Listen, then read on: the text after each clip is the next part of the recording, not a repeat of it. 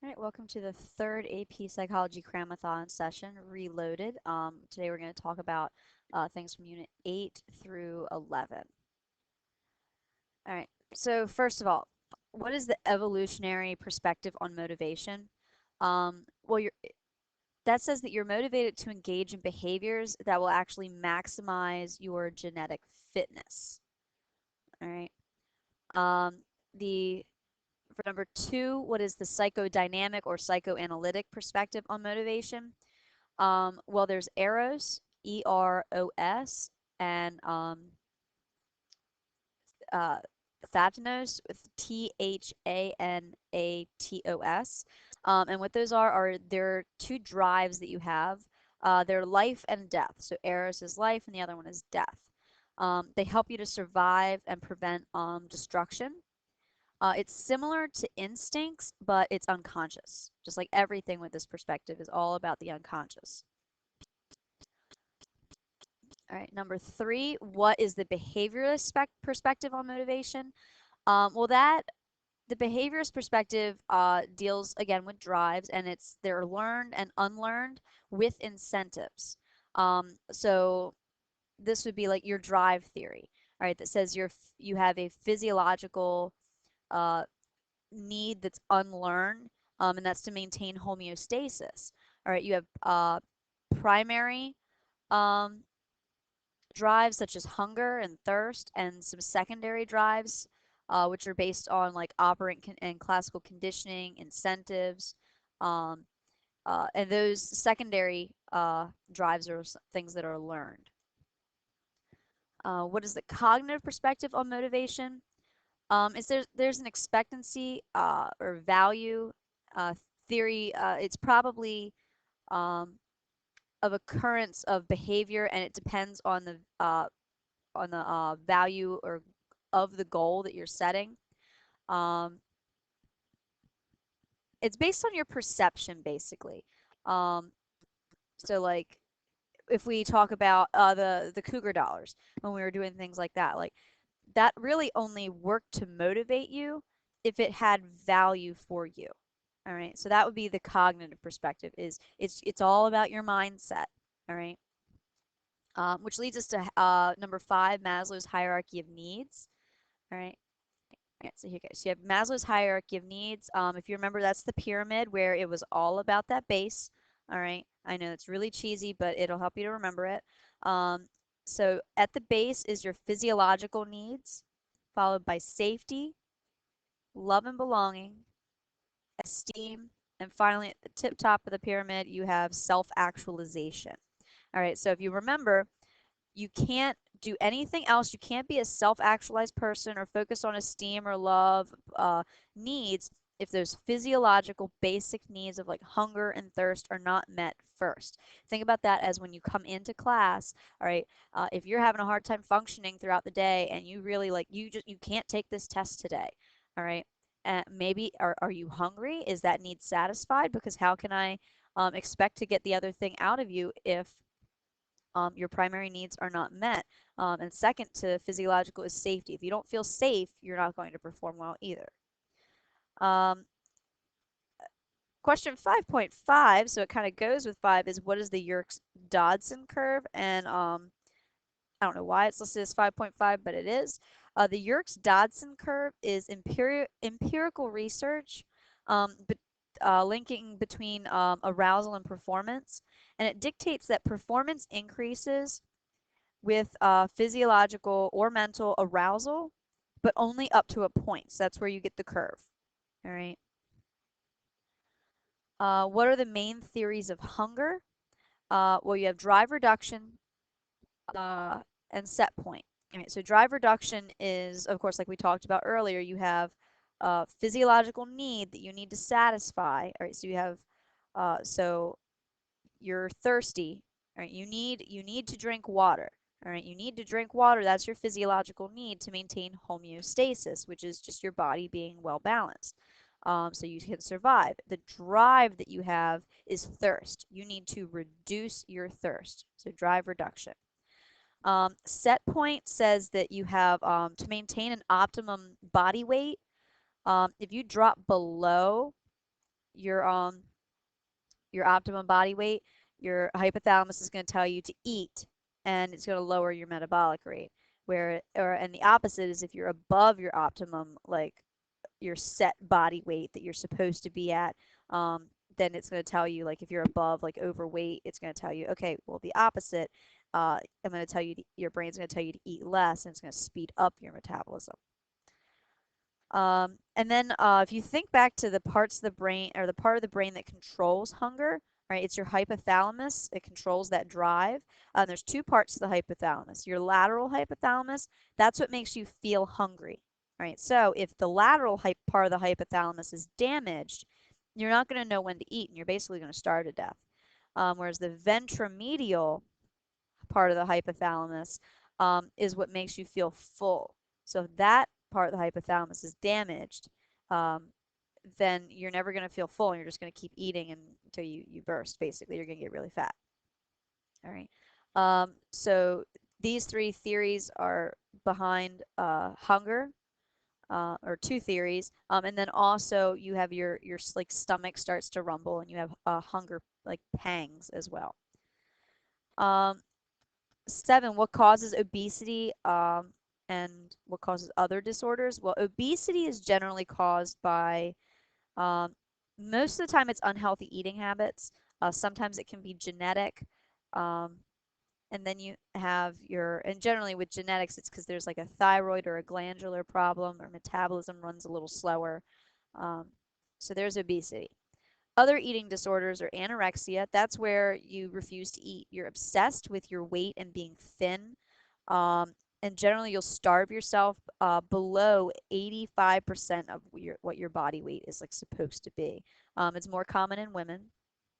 Bulimia is you binge and you purge. You eat and eat and eat. You eat a ton of food. You're obsessed with food, but then you purge and you get rid of that. You expel that from your system through either throwing up, excessive exercise, or use of a lot of laxatives. So you're obsessed with eating, and then you're obsessed with getting rid of it. Um, and this is also more common in women. Number 8, what are the stages of the sexual response cycle?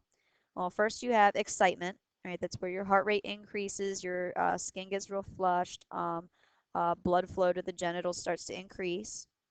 Then you have plateau, all right, which is where your blood pressure increases and your muscles begin to spasm. Then you have orgasm, which is where you climax, or you start to have contractions, like muscle contractions. And finally, resolution, which is you feel kind of fatigued and you're tired now. All right. So stages of sexual response cycle: excitement, plateau, orgasm, and resolution. So EPOR. 9, what are the performance approach goals versus performance avoidance goals? Do you remember back when we talked, it was a worksheet or a packet, I'm not quite sure I remember how I gave it to you, but you talked about approach avoidance, avoidance approach, like all those things. Anytime there was an approach present, right, it means that you want to prove that you're competent. You want to do better. So you're going towards something, all right, to prove that you're better and you can do it. Whereas performance avoidance, you want to prove that you're not incompetent, but you don't want to do any worse, so you avoid um, undesirable outcomes, and you're very afraid of failure, so it's like you want to prove that you're not incompetent, so you don't do it, you avoid it because you're afraid of failure, because if you fail, then that proves that you are competent, so you avoid the situation altogether. 10, what's the difference between Cannon-Bard, James Lang, and I can never say his name, Schachtner two-factor theory, and the opponent process theory of emotion? Um, well, if we look at, so let's start with James Lang. All right, the James Lang theory says that um, the something happens with your body first, then you have an emotion. So it's like you're happy because you're laughing. So like the laughter came first, and the emotion came after.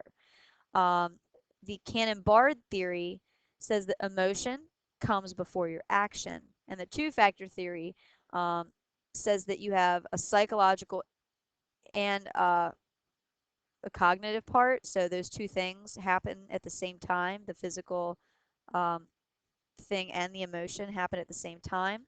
But then you give that emotion a label, right? So you label it. So when you start laughing, all right, you're like, oh, I'm laughing. So you have the reaction, and then you realize what you're doing, and then you label that as being happy.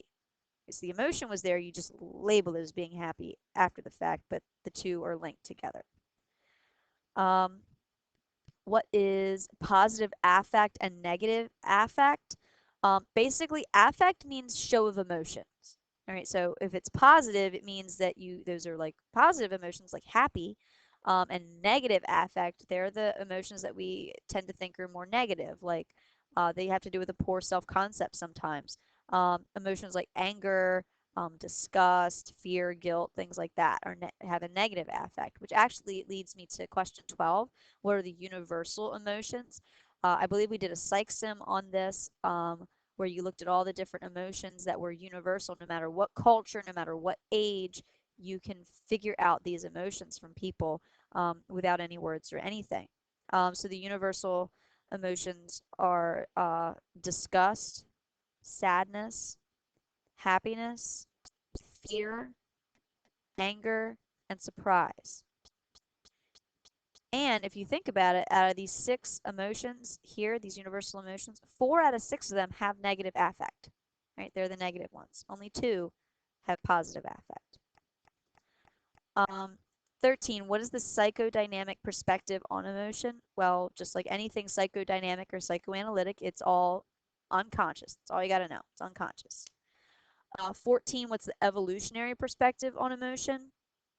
Um, it's like all in the context of natural selection. It's for survival, for safety.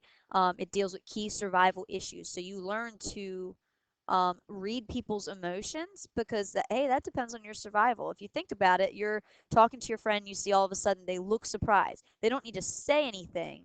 They're in shock. They're surprised. You're like, oh, there must be a lion or something behind me, and you've picked up on that, and that's for survival. Um, Likewise, you're able to tell when someone's angry at you. That may also be for your own good, right? Because they're giving you that warning of get away from me, I'm going to kill you. So there you go. Then you have uh, what is oh, we did the evolutionary perspective. What is the general adaptation syndrome and its stages? General adaptation syndrome, all right, is basically how your body responds to stress. And the stages of that are, first, you get alarmed, all right. So that's your body's initial reaction to stress is alarm. Second stage is resistance. Now, how do I try and avoid this stress? All right, I'm trying to resist it. Um, so second stage is resistance, and the final stage is exhaustion. All right, you have tried everything you could to not deal with the stress and not have it affect you, and now you are physically exhausted. All right, so alarm, resistance, and exhaustion. 16, what's the difference between type A and type B behavior patterns, and what's Freud's equivalent to those? Well, type A, if you think about it, those are the ones that they take on a lot of stress. All right, they're very regimented. They're very, they like organization, routine, tradition, very high strung. Um, Again, like I said, they tend to take on a lot more stress. So they're more prone to having like heart attacks and heart disease and stuff because of that. Your type B personality, they're the ones that are more like laid back and chill. Right? They're very calm. Freud's equivalent to this is your id, ego, and superego. If you remember the 3 parts of your personality, your id is like the devil on your shoulder. It's based on those basic instinct drives, um, all associated with your erogenous zones, which I'm going to get to in a little bit. Um, your super ego is the angel on your shoulder. All right, it's your conscience. It's telling you what to do, saying, hey, maybe you should just do that because you feel like it because it feels good. Maybe you should think about it first. And your ego that's actually you. All right, you're the one that's between the id and the super ego and ultimately makes the choice and has to live with that, whatever it is. Um, and finally, here, what is a stressor? So for 17, a stressor is anything that causes stress, right? And what are the most pervasive stressors in American life? Well, think about the economy right now. All right, economy. So that would mean money and jobs tend to be the biggest stress um, in our society today. Right. Uh, what is the psychodynamic uh, topographic model? That is the iceberg. When we're talking about your personality and your levels of consciousness, all right, the topographic model is the iceberg. All right, where you have most of it below the surface, which is your unconscious. All right, and above the surface, you have your conscious. That's the little tiny, that's the tip of the iceberg, the smallest part. And then your preconscious is the water level. It's stuff that's not there but could be recalled if you needed to. And then your id, ego, and superego are somewhere in on that model as well. So that's the topographic model. Your drive model says that organisms are born with psychological needs, and a negative state of tension is created when those needs aren't satisfied. So you must have homeostasis. The drive model also says that drives increase over time, and it operates on this feedback control system, kind of like the thermostat in your house. All right. So it always has to be in balance and homeostasis. So think about the thermostat in your house and how that works, and that's the drive model. And you're born with that. And the structural model is simply saying A causes B. It's cause and effect. 19, what are the stages of psychodynamic development? How does each long does each one last? And what are the difficulties you encounter in each stage? Well, these are your psychosexual stages of development according to Freud. You have your oral stage from about the time you're born to age 1. That's where you're obsessed with, like, you put everything in your mouth, right? Because it makes you feel good, right? So that's babies putting a lot of stuff in their mouth. They do that. Um, Next is the anal stage, which is about from age 1 to 3. So that's where you learn to control your bodily functions. So potty training is kind of a big deal in this stage. The phallic stage is from ages 3 to 5. That's where it's like, hey, while you're learning to control that down there in the anal stage, oh, look at what I've discovered. Right? So you discovered that. There's some other things that come up in number 20 that go along with phallic stage, and I'll talk about that in a second. So oral, anal, phallic, latent stage is the next one. That starts around age 5 or 6 and goes to about puberty. That's where it's, oh, boys have cooties or girls have cooties, stay away from them.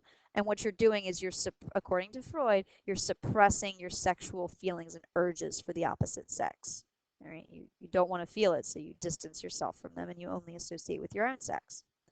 And then you have the genital stage, which is from puberty on to adulthood. That's basically like you're no longer suppressing your sexual urges anymore. They're out there and they're known. All right. 20, what are the following? Castration complex, womb envy, penis envy, uh, Oedipus complex, Electra complex, and your erogenous zones. All right. Your castration complex, if you think about it, when you're castrated, it's basically they're chopping off the guy's whittle. Okay, we'll say whittle. Um, so it's like they're afraid of being castrated. And that generally goes along with the Oedipus complex. Womb envy is where basically, you know how we say like guys get penis envy where they're jealous of someone else's size of their penis or whatever, because it means something about like more power, and girls can have penis envy too because they're jealous that a guy has that and they don't because it represents power and stature socially. Whereas you can also have the opposite. You can have womb envy. Women can be envious of another woman's womb or ability to conceive, and maybe they don't have that ability or it's difficult. Or a guy has womb envy because they want to be able to have the ability to have a child, and like that they see that as being powerful. So it's the opposite of penis envy. The Oedipus complex, like we said, castration complex is in there. All right, that's where you secretly want your mom and your dad as competition. You want him out of the picture because he's, again, you don't like that he's with your mom. You want her, and you're afraid that he's going to castrate you. That's where that castration complex comes in. And the Electra complex, who Karen Horney came up with that. All right, it's same thing but the opposite. It's for girls. All right, girls, you want your dad and you want your mom out of the way because you see her as competition. Right. And the erogenous zones are your like pleasure areas in your body that all of those psychosexual stages are related to. So like your mouth, so the oral stage, anal, phallic, not latent because that's not an area, and genital. So those are all like your erogenous zones. They go with that because those are the things that bring you pleasure, right? At those particular ages, it's what decreases anxiety, um, depending on your age. What are the psychodynamic defense mechanisms? Well, first you have repression, right? Um, that's where you're going to like push memories down, like they keep cropping back up, and you repress them and you push them down. All right. Denial is where you you're denying that whatever it is even exists or happened. Right? Regression, not repression, regression. They're two different things. Regression is where you don't want to deal with a current situation, maybe that's more adult. So you regress to acting younger, like you're throwing a temper tantrum because you want to avoid the stress of dealing with the current adult situation in an adult way. Um, Projection, right? That's where you are pushing. That's I gave you an example of projection as being the you want to break up with your boyfriend or girlfriend, but when they talk to you, you're like, oh, you want to break up with me? Fine, go ahead, just do it, and you make it seem like their idea. All right. Displacement, similar to projection, but not really. It's where you displace feelings onto somebody else. An example of this would be you're mad at your mom, so you kick your dog. All right. Um, so you're taking that frustration, taking it out on someone else. So projection is like uh, you're making it seem like someone else is thinking what you're really thinking, whereas displacement is you have this thing that you want to do to this other person, but they're a threat, so you're going to take it out on someone or something that is less of a threat. And finally, sublimation is where, let's say you like to fight, all right, but that's not really socially acceptable or just want to do that at the drop of a hat. So you need to find a socially acceptable outlet for that. So you like start boxing, right? And then you have reaction formation. That's where, let's say, if you hate somebody, but you're really nice to their face, right? So like your attitudes about them don't match up with how you act towards them. Right, so those are all defense mechanisms. Right, 22. What are the major projective tests and how are they used? Remember, projective tests, they're very subjective. They're all based on opinion. So the two that we talked about are the TAT test and the Rorschach ink blot test. The TAT was where you saw different ambiguous images, so different pictures, and you had to come up with a storyline based on that one picture. And the Rorschach ink blot test was you saw an ink blot and you had to say what was your first impression, like what does that look like? What's the first thing that comes to mind? And they use these for psychoanalysis to measure like what your unconscious.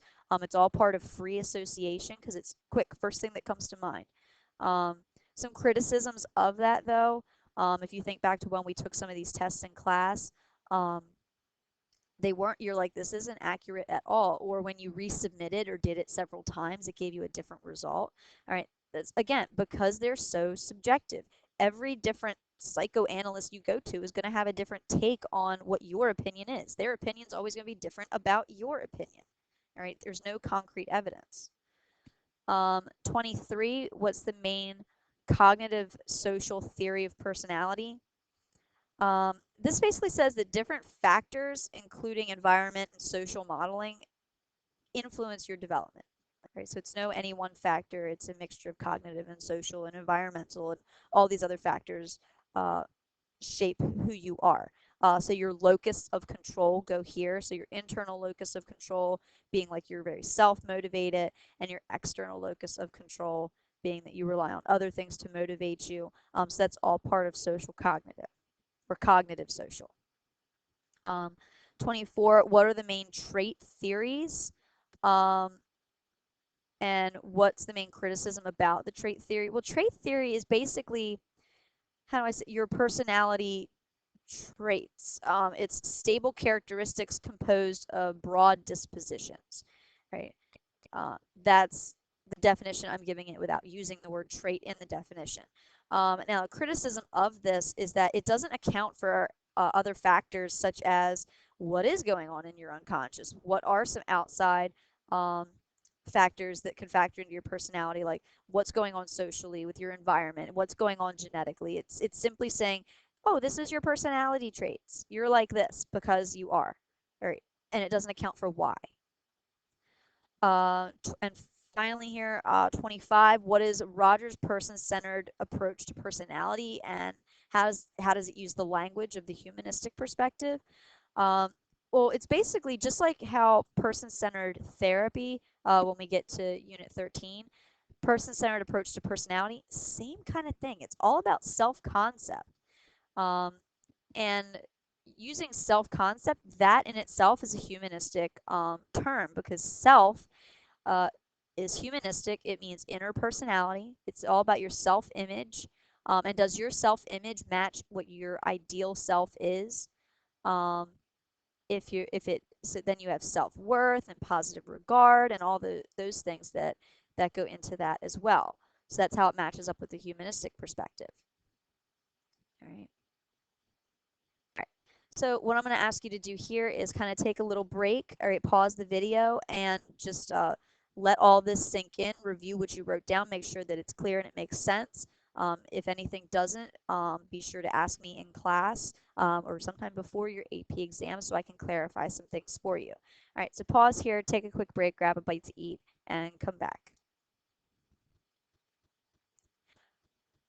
All right, I'm assuming you've paused the video, and welcome back. All right, so we are going to pick up with number 26. What is sensitive period and how does it differ from a critical period? All right, well, we know that a critical period is basically you're sensitive to certain environmental stimuli. It begins and ends very, very abruptly, and it's like if you don't learn to speak by the time you're age 3, 4, that's generally the cutoff, then you can't do it at all. Right? You've missed that window. It is shut. All right, that's the critical period. Sensitive period is a little bit different. It says you're more responsive to certain stimuli. It begins and ends very gradually. And it doesn't mean that at that age of 3 or 4, that's the cutoff and you missed it, that's it.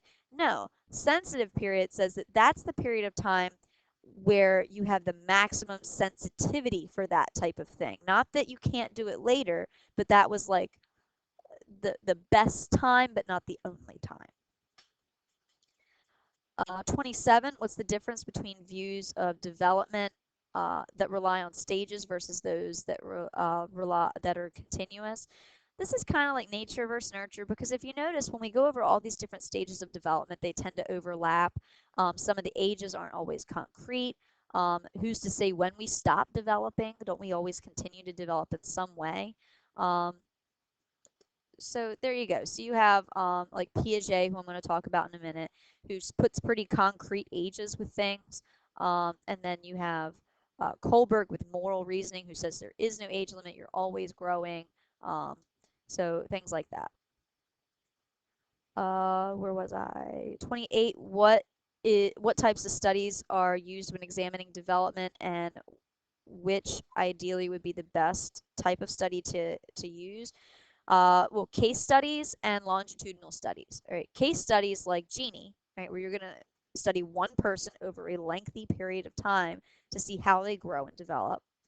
Or longitudinal studies, like I believe we watched a video 21 or Up 21 in America that followed several kids from the time they were little to the time they were 21. That would be a longitudinal study because it's done over time and there's a couple different people in it. So those are the best to look at when you're measuring development, because you want to see how they develop, right?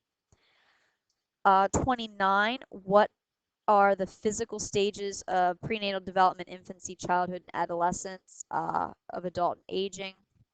Let's focus on prenatal development for this question, because that I think is the most important one. So you go through 3 stages of prenatal development. Germinal, right, so like a germ. In that stage, that lasts from about conception to about 2 weeks. That's where you're just a zygote. All right. Then you hit the embryonic stage, which is where you become an embryo. So about 2 to 8 weeks. And then past 8 weeks, you are now in the fetal stage. You are now a fetus. You're a baby. All right. So in the germinal stage, you're a zygote. In the embryonic stage, you're an embryo. And in the fetal stage, you are a fetus. 30, what are the most common teratogens? Remember, teratogens are harmful outside like things that get in and somehow harm a baby. They could be generally the most common ones we tend to think of are alcohol and drugs like marijuana, cigarettes, cocaine, um, types of medication. Then you also get different viruses and diseases that the mom can catch that can result in um, messing with the prenatal development of the baby as well, such as some types of STDs, AIDS, different viruses, things like that. 31, what is intermodal processing and what are the reflexes present in humans at birth? Well, the intermodal processing is your capacity to associate sensations of an object from direct senses. So you're like, oh, I'm having this sensation, and you know what sense that came from, like sight, sound, touch, any of those. Or to match one's own actions to behaviors that you observe. So it's like you're able to match things up with where they go, where they're supposed to go. And then the reflexes that are present at birth for you are moro, so MORO. That's where like a baby just kind of stretches out. All right, so you do that when you're born. Um, and then walking or stepping when you're born. Now, not like physically walking, but I'm talking about it in terms of moving their legs in that general motion. Rooting, rooting and suckling. Right, so that deals with the mouth. All right, so that's looking for food. Anytime something touches their cheek, right, they're gonna turn towards it and assuming it's food. So that brings you to tonic neck, right? So they're gonna move your head back and forth and search for things. Palmar grasp, right? That's where like if you stick your finger out a baby, they'll grab it, all right? They'll grasp their finger like on day one. They know how to do that. Plantar, or it's spelled Plantar, plantar. So it's like kind of nestling in, and then the Babinski reflex, which is where like if you tickle a baby's foot, their toes are gonna like stretch upwards. So those are all reflexes that you are born with. Some of those, like rooting and suckling, tend to kind of die off, and you don't still do those. All right, so they do tend to go away and get replaced with other things. 32, what is infantile amnesia? That's basically where you can't remember anything before the age of like 2 or anywhere from 2 to 4. So do you remember what you did on your 3rd birthday? Who all was invited to the party? What gifts you got? Probably not. All right, that's due to infantile amnesia. 33, what is Piaget's theory of cognitive development and how does it relate to schemas, assimilation, and accommodation? Well, Piaget's theory of cognitive development, you go through 4 stages. All right, so first is sensory motor. That's from about birth to age 2. In that stage, you develop object permanence. Pre-operational stage is from age 2 to 6. In that stage too, with infants, the pre-operational, like fantasy is reality. It's really hard to joke with them because they take everything very seriously. What is fantasy or fun or fake is very much real to them. And also, when we did the Piaget project, a lot of you said that the kids were in a pre-operational stage because they had not yet mastered the concept of conservation. All right, so and reversibility. That's where we did the things with the water and the Play-Doh, and so they hadn't mastered that yet. So if they're in pre-operational, they have not mastered conservation. If they have, now they're in concrete operations, which generally is between ages 6 to 12, but again, it depends on the kid. It depends on Vygotsky with scaffolding. All right, did something kind of help them along with those stages of development. And finally, you have your formal operational, which is about age 12 on up. That's basically where you can now think abstractly and critically. How does it relate to schemas and assimilation and accommodation? Schemas, if you remember, having a schema, it's like a cognitive framework that helps you to organize and interpret information. Right? So it's what your perceived reality is on a specific thing. Um, Assimilation and accommodation. Uh, don't get these two confused. It's very easy to get them confused. Assimilation is where you fit new information into an existing cognitive schema. So you're not changing your way of thinking about something, but you're adding something new to it. So you could still get information wrong, right? Whereas accommodation is where you have to revise your existing schema so that new information can be incorporated. So, like if your existing schema is wrong, you use accommodation to kind of revise it and correct it. Whereas assimilation is you're not really correcting anything, you're just adding something new to something that's already there. 34 says what are Piaget's stages of moral development? That is a typo. That should say Kohlberg. All right, so 34, what are Kohlberg's stages of moral development?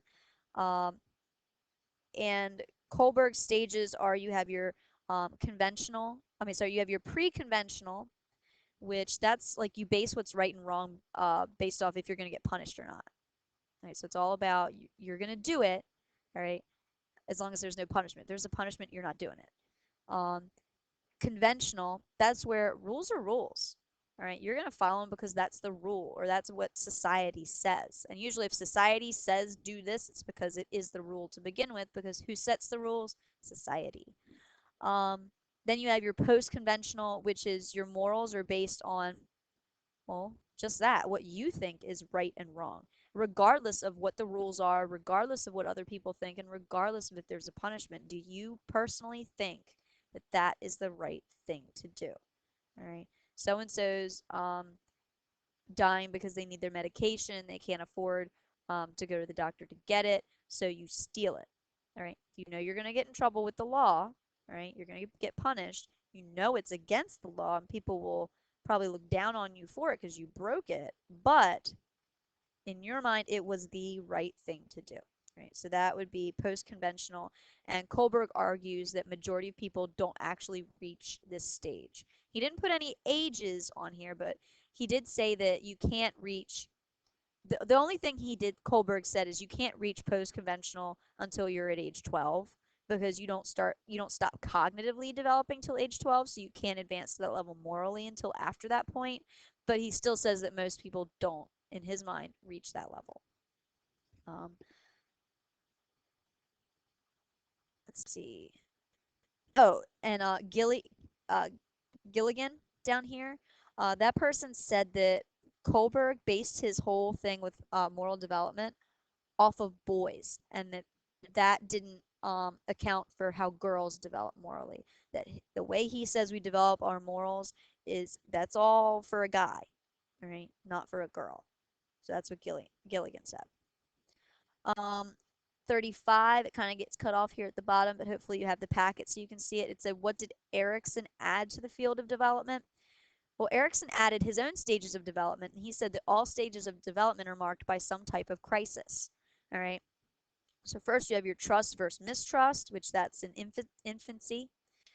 Next is autonomy versus shame. That's like childhood. Then you have initiative versus guilt, which is like preschool age. Um, then you have industry versus inferiority. So that's young adolescence, so like elementary into middle school age. Identity versus role confusion. That's where you guys are now. So that's adolescence. Intimacy versus isolation. So young adulthood.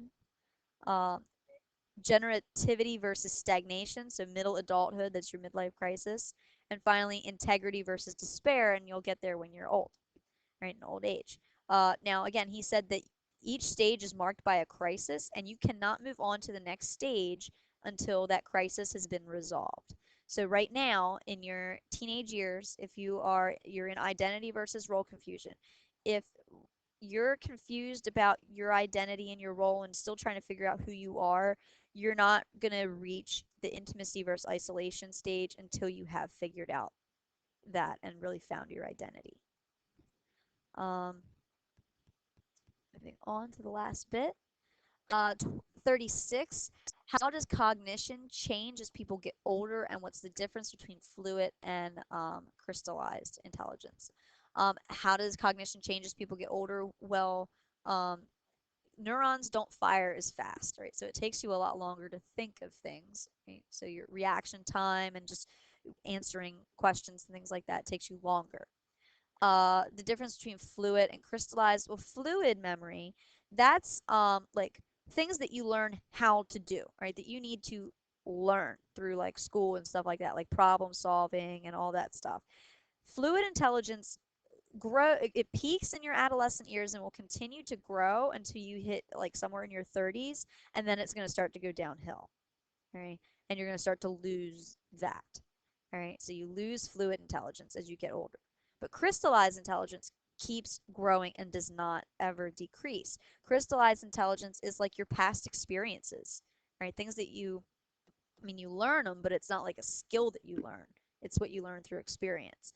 And that will keep growing until you're in your like 70s, and then it kind of evens out, but it doesn't decline. Next, how did Binet propose to calculate IQ? Well, he did that by taking your mental age, dividing it by your chronological age, so what age you actually are, and then multiplying it by 10, and that's how we got your IQ number. The average IQ is 100. It's always in the middle, and then you have a range off of that. Depends on where you look. They'll say anywhere between 85 to 115 is considered average. Some people say 91 to 110 is considered average. Um, but somewhere within that range is correct, and in the middle is always 100. That is like dead average, straight in the middle. Um, then you have, what is the most popular IQ test used today? That is the WAIS, right? The Wechsler Adult Intelligence Scale. That's the one we use the most today. Right? That's the one that takes those IQ questions and breaks them down into two types of categories. We looked at those in class before. 38, how did Howard Gardner add to the field of intelligence testing? That's the guy who came up with multiple intelligences. So, oh, I'm more musical, or I'm an interpersonal, I'm intrapersonal, I'm kinesthetic, I'm visual. And there's a whole bunch of them, right? Just Google it, it'll all come up. It's how you best learn new information, and also how you best convey that information. Um, 39, what are the main concerns regarding the field of intelligence testing? Um, well, is it reliable and is it valid? All right. I'm going to come back to talking about number 39 while I kind of talk about 40 at the same time. The difference between an achievement test and an aptitude test. An achievement test, that's going to be your AP Psych test. Those are your unit tests, right? Those are things that measure what you've learned, all right? Whereas an aptitude test um, is like your SAT or ACT. It's predicting how well you're going to do in the future. Like, do you have the skill? Will you be able to do this stuff? It's not measuring like actual content like an achievement test is. Now, again, going back to 39, just because you score low on your SAT, which is an aptitude test, does that mean you have low intelligence? No. All right, same with an achievement test, because you don't do well on the AP Psych exam. Does that mean that you didn't know any of it? No, not at all. A lot of confounding variables, a lot of things get factored into that, such as anxiety, all right, or effort. Maybe maybe some people just don't try. Are you tired? All right. A lot of things like that. Things can factor into that. Does not. So is that valid? And finally, 41, what's the connection between glucose consumption and neurological speed? Your brain needs glucose to function. All right, if you've had those days where like you're having a lot of brain farts and things are dragging along, have you had anything to eat? Particularly anything with glucose in it, sugar? All right, so make sure that before the AP exam or any exam, right, eat something, particularly with some sugar in it, right? Glucose. Like, yeah, you kind of if it's too much sugar and caffeine and stuff like that, yeah, you'll crash later on. But initially, to be able to function, your brain to get those neurons firing, you need glucose. All right.